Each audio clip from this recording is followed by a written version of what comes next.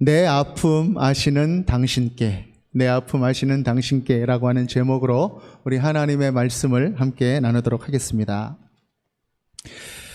다른 사람하고 우리가 좋은 소통을 하기 위해서는 먼저 그 사람을 우리가 이해해야 합니다. 그 사람의 내면을 우리가 이해할 때 비로소 우리의 마음의 문이 열리게 되고, 특히 그 사람의 아픔, 그 사람의 슬픔, 그것에 공감하게 될 때 우리는 더 깊이 그 사람을 이해할 수 있고 진정한 소통이 시작될 수 있게 되는 것입니다. 벌써 12년 전이네요. 제가 주경야독하면서 신학 공부를 하고 있었는데, 그때 회사에서 주재원 발령을 받아서 러시아 모스크바로 제가 들어가게 됐습니다. 러시아로 들어갔는데 모스크바 사람들은 왠지 잘 웃지를 않았습니다. 친절하지도 않고 뭔가 개방적인 듯 하면서도 굉장히 폐쇄적이고, 아주 그 속을 알 수가 없어서 아주 무섭기까지 한 그런 나라였습니다. 그런 러시아를 제가 잘 알게 된 계기는 파르크 파베드라고 하는 전승 기념공원에 방문했던 일이었습니다. 거기서 알게 된 것은 무엇이었는가? 러시아가 너무나 큰 슬픔을 가진 나라였다라고 하는 것이었죠. 세계 제2차 대전을 지나면서 국민들이 너무 많이 죽었습니다. 그리고 죽지 않고 살아난 사람들도 죽을 고생을 했습니다. 공원 안 기념관에는요, 그때 사진들이 많이 있었습니다. 전쟁 당시에 시민들의 모습들이 있었고, 또 전투에 동원됐었던 사람들의 얼굴들이 있었습니다. 그리고 여러분, 이태리의 성 베드로 성당에 보면 예수를 안고 있는 마리아의 모습, 그 피에타 상이 있습니다. 그 모습처럼 이 전승기념공원에도 죽은 아들을 안고 슬픔에 잠겨 있는 그 어머니의 동상, 그 동상이 그곳에 있었습니다. 참 많은 사람이 죽었습니다. 집계되지 않은 그런 숫자까지 합치면 한 몇 천만 명이 죽었다라고 하는 것이죠. 사망자 조사를 하다가 그 당시의 독재자였던 그 사람이 사망자 조사하는 것을 중단시킬 정도였다, 그렇게 이야기를 하였습니다. 가정마다 한 명 이상씩은 다 전사자들을 보유하고 있는 그런 슬픈 나라가 러시아였다라고 하는 것이죠. 그 장면들을 제가 직접 보면서 설명을 듣는데 마음 한쪽이 굉장히 아파왔습니다. 그 이유가 무엇인가 가만히 생각을 해보니까 그 장면 자체가 굉장히 슬프고 그러한 아픔으로 느껴지는 장면이기도 했지만, 아마 우리나라도 6.25 사변, 6.25 전쟁이라고 하는 그런 전쟁을 우리가 경험했기에, 아마 비슷한 그런 경험이 있기에 아마 그런 마음을 느꼈던 것 같습니다. 그때부터 저는 좀 더 러시아를 깊이 이해할 수 있게 되었고, 이 러시아를 위해서 기도할 수 있게 되었습니다. 아픔을 이해한다, 그런 말을 하는데, 어떤 사람을 진정으로 이해하기 위해서는 그 사람의 상처를 이해해야 한다고 합니다. 겉으로는 아무렇지도 않아 보이는 그 사람, 그러나 우리는 모두 저마다의 상처를 가지고 살아가는 사람들이 아니겠습니까? 멀쩡해 보여도 한꺼풀 벗겨보면 그 안에 빨간 피가 고여있고 또 고름이 고여있는 그러한 상처들을 가지고 있습니다. 아닌 척하면서 살기도 하고, 또 혼자 주저앉아서 울고 있기도 하고, 또는 누가 그 상처를 건드릴까 봐 가까이 오지 못하도록 그렇게 피하기도 하고 방어하기도 합니다. 그렇게 아파하는 사람들, 상처가 있는 사람들, 그 사람들을 이해하고 공감하는 마음, 참 귀한 마음입니다. 오늘 함께 예배하는 우리 모든 제기동 서울중앙교회 성도님들, 여러분들은 어떠십니까? 여러분들 주변에, 또 여러분들 옆에 같이 지내고 있는 그 사람의 상처를 잘 이해하고 또 공감할 수 있는 그러한 넉넉한 마음을 가지고 살아가는 분들이십니까? 누가 상처 입은 사람을 이해해 줄 수 있는가? 이 질문에 대한 답은 역설적이게도 상처를 가진 사람이 상처 가진 이를 잘 알아보고 이해해 줄 수 있다는 것입니다. 아픈 사람을 잘 알아보고 이해할 수 있다는 것이죠. 왜 그럴까요? 아파봤으니까. 그리고 나도 지금 아프니까. 그래서 그 사람의 아픔이 내 안에서 공감이 되고 내 안에서 느껴지는 것입니다. 그렇게 누군가 내 마음에, 내 아픔에 공감을 해준다면 얼마나 큰 위로가 되겠습니까? 마태복음 9장에는요, 예수님께서 갈릴리에서 사역하실 때의 그 일이 기록되어 있습니다. 특히 9장 36절에는 어떤 말씀이 적혀 있냐면, 많은 병자들과 약한 사람들이 찾아온 것을 예수님께서 보셨다, 이런 말씀이 기록되어 있습니다. 그리고 그 무리를 보시고 불쌍히 여기셨다, 이렇게 기록이 되어 있습니다. 이 불쌍히 여기셨다라고 하는 말이 개정판 이전에는 민망히 여기셨다, 이렇게 기록이 되어 있고요. 이것을 영어 성경에서는 어떻게 기록을 했냐면 compassion, 이렇게 기록을 하고 있습니다. 우리 다 같이 마태복음 9장 36절 함께 읽도록 하겠습니다. 시작. 무리를 보시고 불쌍히 여기시니 이는 그들이 목자 없는 양과 같이 고생하여 기진함이라. 아멘. 제가 영어 성경을 잠깐 앞부분만 읽겠습니다. When we saw the crowds, he had compassion on them. 이렇게 기록하고 있습니다. 불쌍히 여기셨다. compassion. 이 compassion이라고 하는 말의 뜻은 함께라고 하는 의미의 come, 그리고 패션, 고난이라고 하는 의미의 패션이라고 하는 두 말이 합쳐져서 함께 느낀다, 함께 고통을 받는다라고 하는 뜻입니다. 예수님은 그 무리들의 고통을 자신의 고통으로 그렇게 느끼셨다는 것이죠. 상처받는 자들과 함께 계셨고 또 그들의 아픔을 공감하셨다라고 하는 것입니다. 그래서 히브리 기자는 또 예수님을 이렇게 고백합니다. 오늘 본문 중에 부분인 우리 히브리서 2장 18절 말씀을 같이 읽도록 하겠습니다. 시작. 그가 시험을 받아 고난을 당하셨은즉 시험 받는 자들을 능히 도우실 수 있느니라. 아멘. 예수님이 어떤 분이시라고 하고 있습니까? 그분이 우리와 같이 시험을 받은 분이다, 이렇게 이야기하고 있는 것입니다.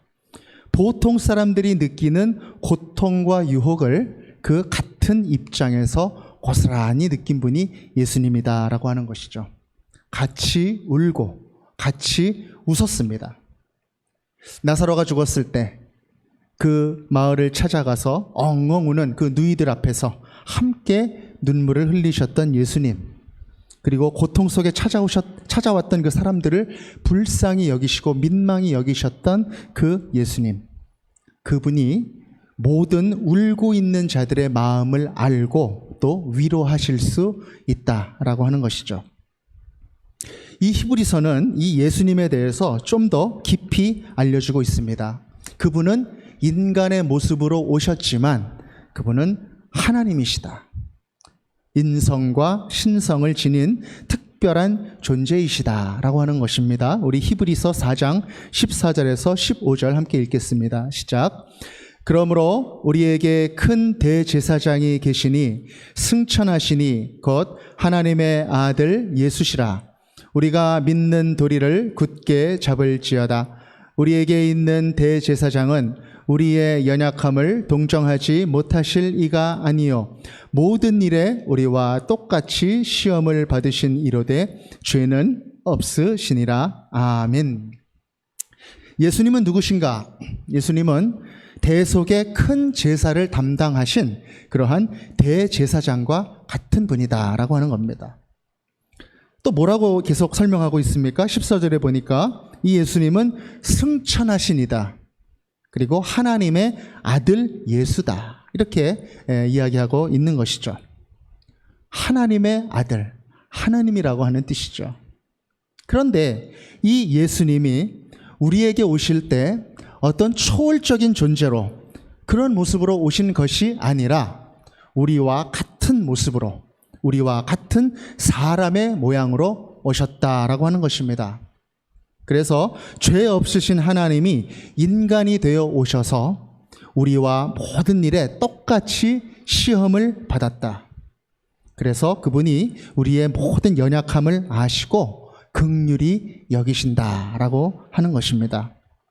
그렇습니다, 여러분. 예수님은 죄가 없는 그런 하나님이셨지만 대속의 십자가 앞에서 마치 죄를 짓고 죽게 된 그러한 죄인의 심정으로 그렇게 기도하셨던 분입니다. 우리 아버지께, 하나님 아버지께 간절한 눈물의 기도를 올린 분이시다라고 하는 것입니다. 히브리서는 또 이것을 이렇게 기록하고 있습니다. 우리 히브리서 5장 7절에서 9절까지를 함께 읽겠습니다. 시작. 그는 육체에 계실 때에 자기를 죽음에서 능히 구원하실 이에게 심한 통곡과 눈물로 간구와 소원을 올렸고 그의 경건하심으로 말미암아 들으심을 얻었느니라. 그가 아들이시면서도 받으신 고난으로 순종함을 배워서 온전하게 되셨은즉 자기에게 순종하는 모든 자에게 영원한 구원의 근원이 되시고. 아멘. 여러분, 우리 예수님은요, 겟세마네 동산에서 정말 처절하게 이렇게 기도하셨던 분입니다. 아버지요, 하실만 하거든 이 잔을 내게서 지나가게 하옵소서. 그렇게 기도하신 그런 분이시죠. 그뿐만 아니라 십자가 위에서도 하나님께 울부짖었던 그러한 분입니다. 나의 하나님, 나의 하나님, 어찌하여 나를 버리십니까? 그러한 고난과 절망의 순간을 경험하신 분이 우리 예수님이다라고 하는 것입니다. 그러나 끝까지 하나님의 계획 속에서 순종하셨던 그 예수님, 그 예수님의 인내와 순종이 바로 모든 이들의 대속과 구원의 길이 되었다라고 하는 것입니다. 사랑하는 여러분, 창조주 하나님이 우리와 같은 인간의 모습으로 이 세상에 오셨다는 것, 그래서 우리가 지금 느끼고 있는 이 고통을 똑같이 느끼셨다라고 하는 이 사실을 여러분들은 어떻게 받아들이십니까? 저는 이 사실이 저에게 얼마나 큰 위로가 되는지 모릅니다. 위대하신 하나님, 그 전능하신 하나님이 인간의 고통을 알고 계시는데 직접 인간이 되셔서 이 땅에 오심으로, 직접 느끼심으로 그것을 알고 계시다라고 하는 그 사실, 그것이 저에게 큰 위로가 되다라는 것입니다. 무슨 뜻인가? 내가 지금 가지고 있는 이 아픔은 아무도 모르는 외로운 아픔이 아니라고 하는 것입니다. 내 아픔을 깊이 아시고 동참하시는 우리 하나님이 지금 나와 함께 하시고 나를 돕고 계시다라고 하는 것입니다.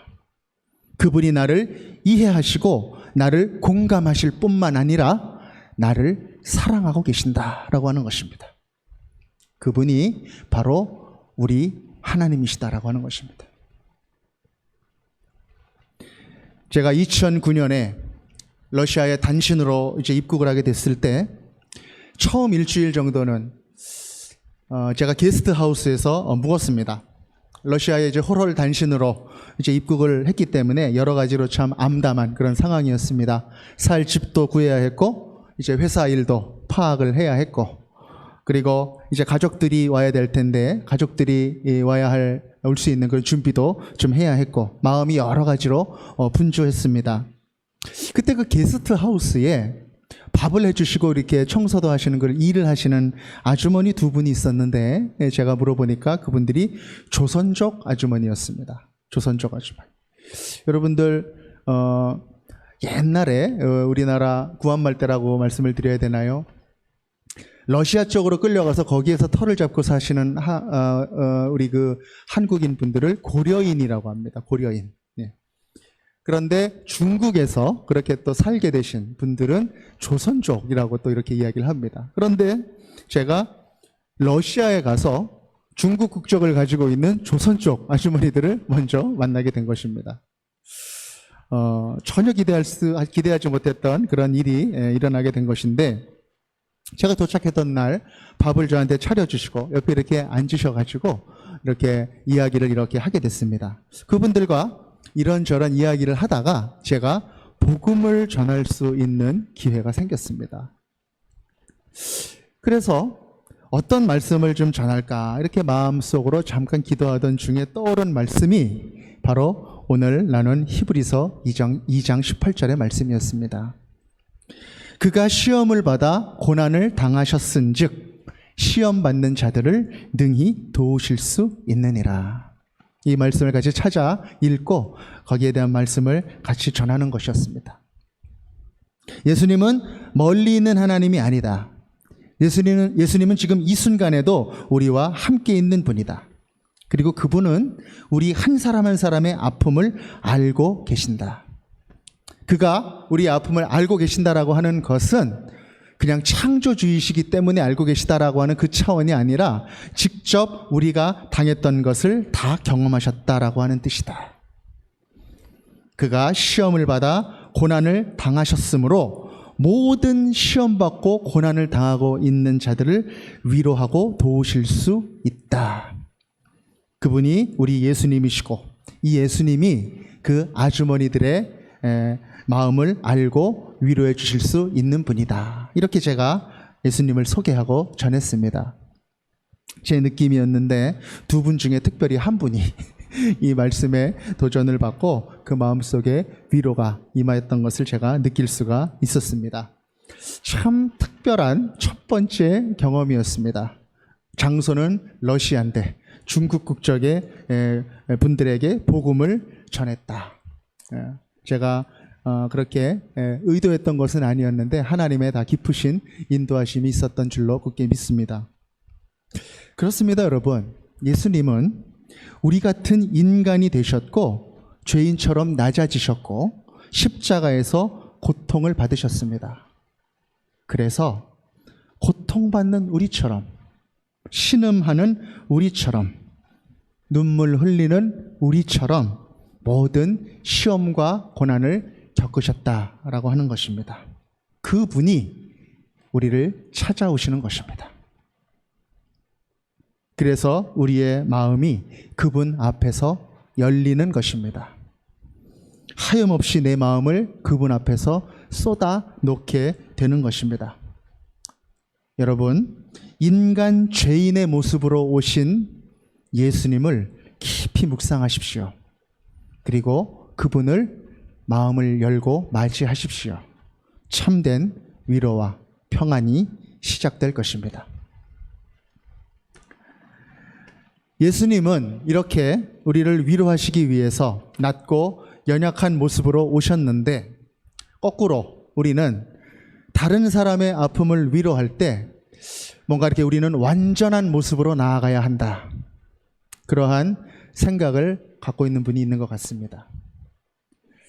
다른 사람들이 우리에게 아픔을 토로할 때 이렇게 말하는 분들이 있어요. 너 아프지? 다 알아. 그건 이래서 그렇고 저건 저래서 그렇고 그래서 그것은 이게 문제고 저게 문제고 그래서 이렇게 하면 해결할 수 있어. 그렇게 이야기하시는 분들이 있다라고 하는 것입니다. 그런데 사실 그런 분들은 위로가 안 되는 분들이 많습니다.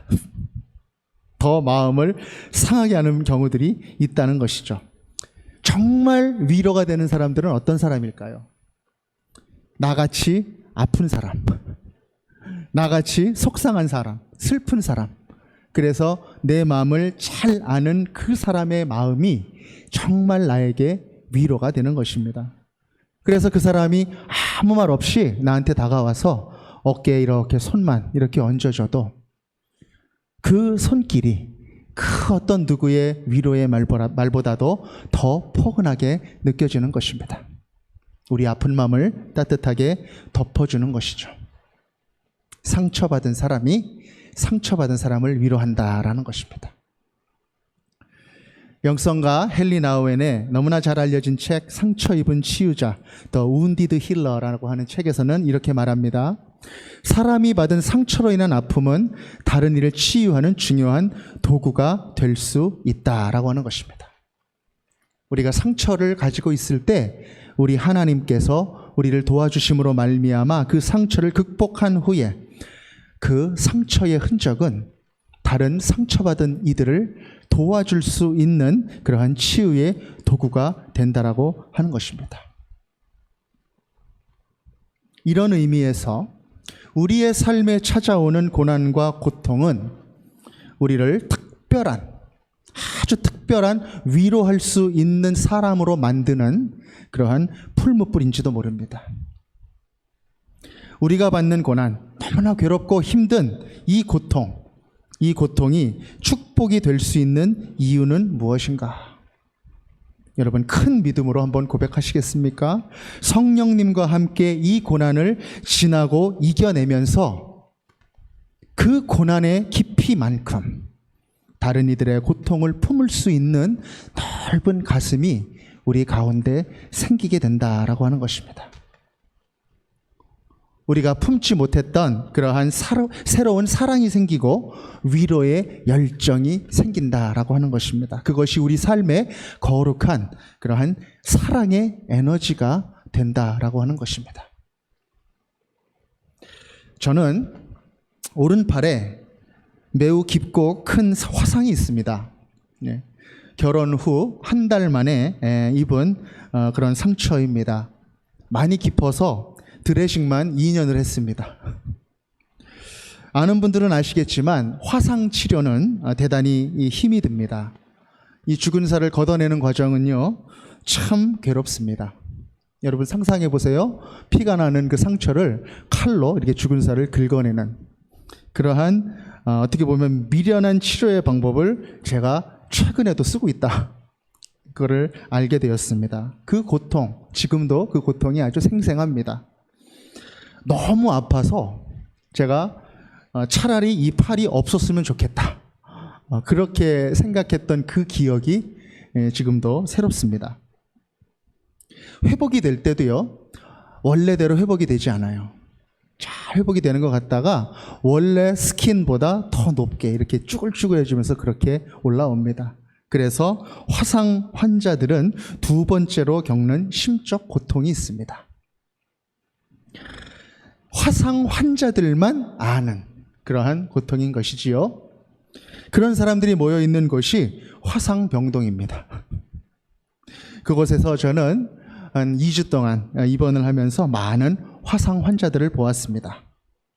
그 힘든 시간들을 힘들게 지나고 나니 제 마음속에 화상 입은 분들을 이해하는 그런 마음이 어느새 생겨 있다는 것을 제가 알게 되었습니다. 지금도 주변에 화상을 입은 분들이 계시면 너무 마음이 짠합니다.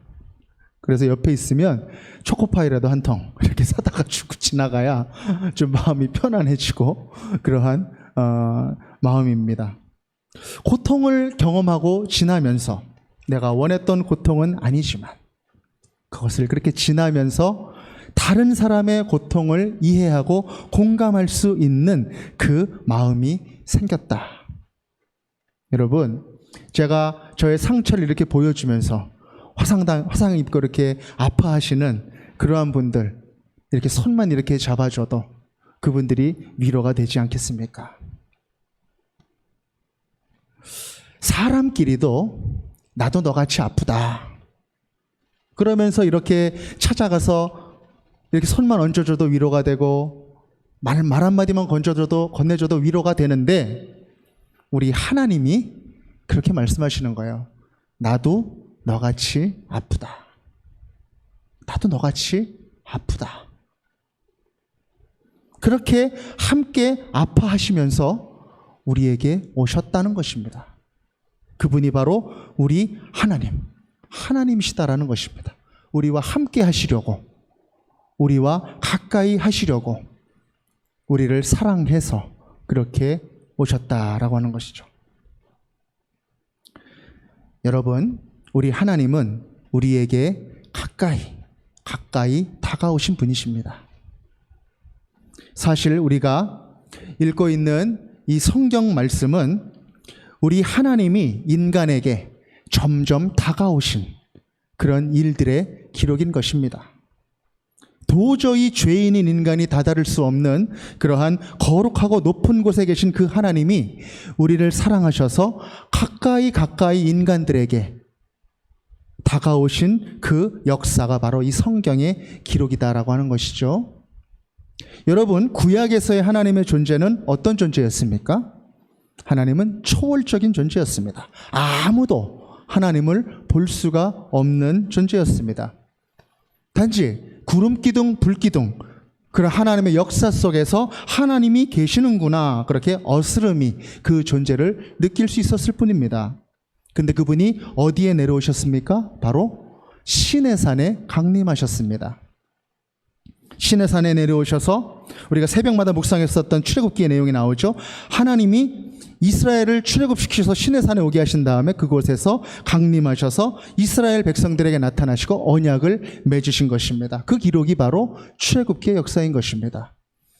그리고 하나님은 이스라엘 중에 또 어떻게 나타나셨습니까? 바로 명령하신 그 성막 가운데 지성소에 임재하시는 그 하나님의 모습으로 나타나셨다라고 하는 것입니다. 바로 그 시내산에 임재하신 그 강림하신 그 하나님을 상징하는 그 성막이 늘 이스라엘과 함께 하면서 하나님은 이스라엘이 가는 곳마다, 그들이 진을 치는 곳마다 함께 하시는 그 이스라엘에 임재하시는 그 하나님으로 나타나셨다라고 하는 것입니다. 그렇게 하나님은 인간에게 다가오셨다라고 하는 것입니다. 그 하나님이 더 가깝게 인간에게 다가오셨습니다. 어떻게 다가오셨습니까? 임마누엘의 하나님으로 그렇게 다가오신 것입니다. 인간의 몸으로 우리와 함께 하시기 위해서. 그래서 마태복음 1장 23절은 하나님의 그 임마누엘의 약속을 이렇게 기록합니다. 보라, 처녀가 잉태하여 아들을 낳을 것이요 그의 이름을 임마누엘이라 하리라 하셨으니 이를 번역한즉 하나님이 우리와 함께 계시다 함이라. 아멘. 이 임마누엘의 약속은요, 예수님이 오시기 700여 년 전에 그때 하셨던 하나님의 약속인 것입니다. 이 약속을 왜 하셨는가? 바로 자녀들을 사랑해서. 우리를 사랑하시는 그 하나님의 적극적인 표현, 그리고 적극적인 약속이 바로 이 임마누엘의 약속이었다라고 하는 것입니다. 여러분, 창조주가 피조물이 되어서 이 세상에 오셨다는 것, 그것은 상상할 수 없는 그런 낮아짐인 것입니다. 그 인간이 되신 창조주, 여러분, 바로 그 사실이 복음인 것입니다. 창조주가 인간이 되어서 이 세상에 오셨다. 복음이 다른 것이 아닙니다.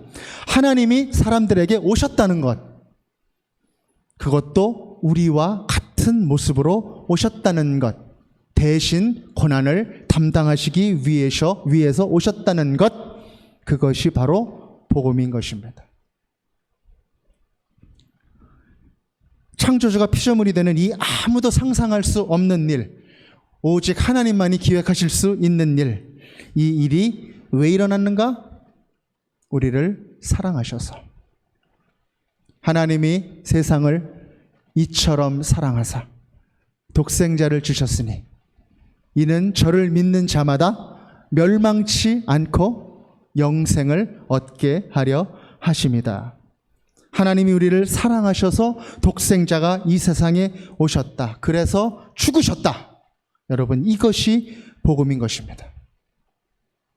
죄 속에 헤매는 모든 인간들의 고통을 아시고 그 고통을 담당하신 하나님, 그래서 모든 이들의 연약함과 외면, 내면에 있는 모든 질병을 담당하신 하나님. 그래서 마태복음 8장 17절은 이렇게 기록합니다. 우리 함께 읽겠습니다. 시작. 이는 선지자 이사야를 통하여 하신 말씀에 우리의 연약한 것을 친히 담당하시고 병을 짊어지셨도다 함을 이루려 하심이더라. 아멘. 친히 인간으로 오셔서 우리의 연약함을 담당하시고 병을 짊어지러 오신 그 예수님, 그분이 바로 복음이다 라고 하는 것입니다. 그리고 그 임마누엘의 예수님은 더 가까이 우리에게 찾아오셨습니다. 바로 그분이 누구십니까? 바로 성령님인 것입니다. 성령님. 예수님이 보내시겠다고 약속하신 그 보혜사 성령, 그 성령이 우리를 찾아오셨습니다. 임마누엘 하나님이, 임마누엘 예수님이 우리와 함께 하셨던 그 예수님이 말씀하십니다. 이제 성령께서 오시면 그가 너희 안에 거하게 될 것이다. 그렇습니다. 성령님이 우리 안에 오셔서 우리의 생각 속에, 우리의 행동, 우리의 언행 속에, 우리의 비전 속에, 우리의 인격과 삶 속에 함께 하시겠다. 그것이 더 가까이 오신 하나님의 모습인 것입니다. 죄인된 우리의 자아와 욕망은 이제 모두 십자가에 못 박혔다. 그런즉 이제 내가 사는 것은 내가 사는 것이 아니라 오직 내 안에 그리스도 예수께서 사시는 것이다. 내가 사는 것은 나를 사랑하사 나를 위하여 자기 자신을 버리신 하나님의 아들을 믿는 그 믿음 안에서 사는 것이다. 할렐루야. 이 갈라디아서의 말씀같이 우리는 예수 그리스도를 믿음으로 성령 안에 살아가는 그런 인생이 된 것입니다. 그 성령께서 우리 각 사람 안에 거하시면서 우리를 도와주신다는 것입니다.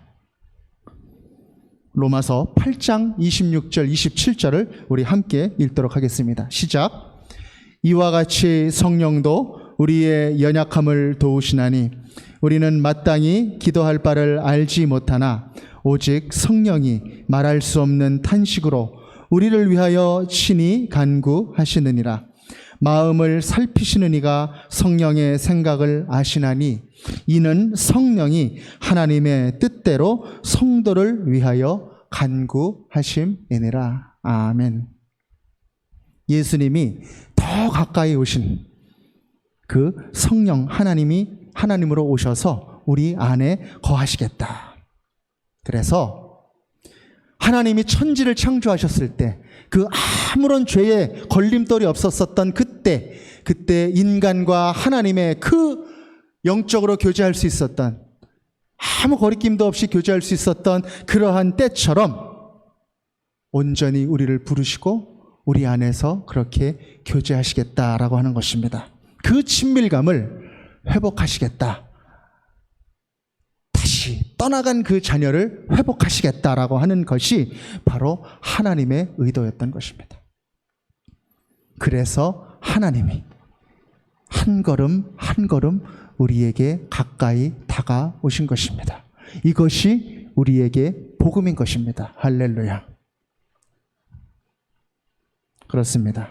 성경의 이야기는 하나님이 인간을 창조하시고 죄로 멀어진 그 인간에게 한 걸음씩 다시 찾아오신 그런 기록입니다. 삼위일체 하나님이 인간을 찾아오신 그 기록, 그 스토리라고 하는 것이죠. 인간의 죄로 인해 너무 멀어진 하나님, 우리가 영어로 표현하면 어떻게 표현할 수 있을까요? God above us, 우리 위에 계신 하나님. 그 하나님이 인간이 되어 우리를 찾아오신 임마누엘의 하나님, God with us, 우리와 함께 하시는 하나님, 예수 그리스도. 그리고 예수님이 부활 승천하신 후에 우리에게 오신 성령님, 바로 God with us, within us, 우리 안에 계신 하나님. 이렇게 삼위일체 하나님은 바로 우리에게 점점 다가오신 그런 하나님의 역사라고 하는 것입니다. 이것이 복음이다라고 하는 것입니다. 우리를 사랑해서 찾아오신 하나님의 이야기, 이것이 순수한 복음이라고 하는 것입니다. 할렐루야. 그렇습니다. 이렇게 우리를 사랑해서 우리 안 깊숙한 곳까지 찾아오신 우리 하나님은 우리와 같이 느끼시고 같이 아파하시고 그리고 끊임없이 우리를 격려해 주시는 그런 분입니다. 우리가 큰 믿음으로 우리 성령님의 일하심을 고백할 때 성령과 동행하는 자에게 고난은 축복인 것입니다. 왜냐하면 더욱더 이 고난을 향해서 하나님을 의지하게 되기 때문에 그렇습니다. 더욱더 하나님의 마음을 알아가기 때문에 그렇습니다. 내가 고통받을 때 함께 고통받으시는 하나님, 내가 외로울 때 그 외로움을 아시고 격려해 주시는 하나님, 바로 그 하나님이 내 안에서 같이 걸어가시는 그 길이 바로 우리 신앙의 길인 것입니다. 사랑하는 여러분, 혹시 지금 견디기 힘든 그러한 고난을 지나가고 있으십니까? 더욱더 하나님을 의지하게 되시기를 축원합니다. 내 안에서 모든 아픔을 알고 계시는 우리 성령님을 붙드시기를 바랍니다. 그 성령님의 손을 꼭 붙잡고 놓치지 말고 그렇게 걸어가시기 바랍니다.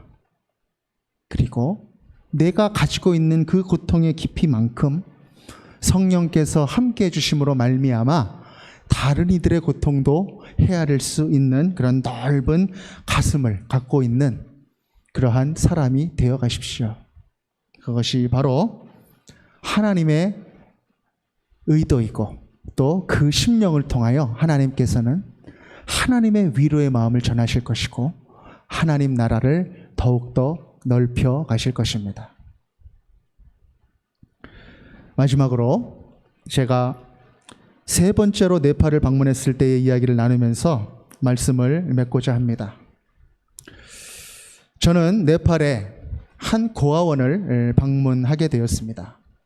그곳에는 지진 때문에 또 지진이 야기했었던 그런 홍수 때문에 부모님을 잃어버린 그런 아이들이 모여서 함께 지내고 있었습니다.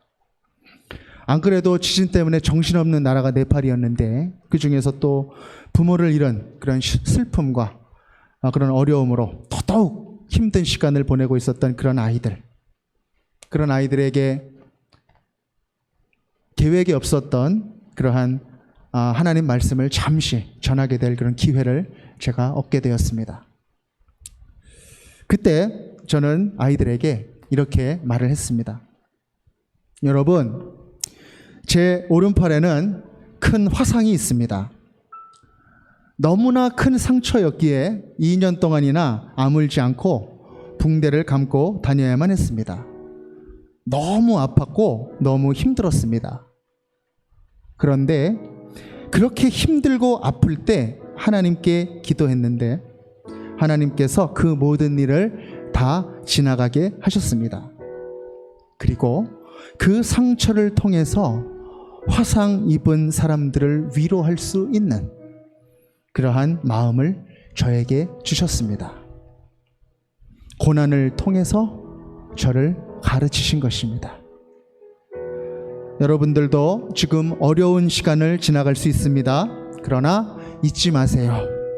하나님이 살아계십니다. 살아계신 하나님이 함께 계십니다.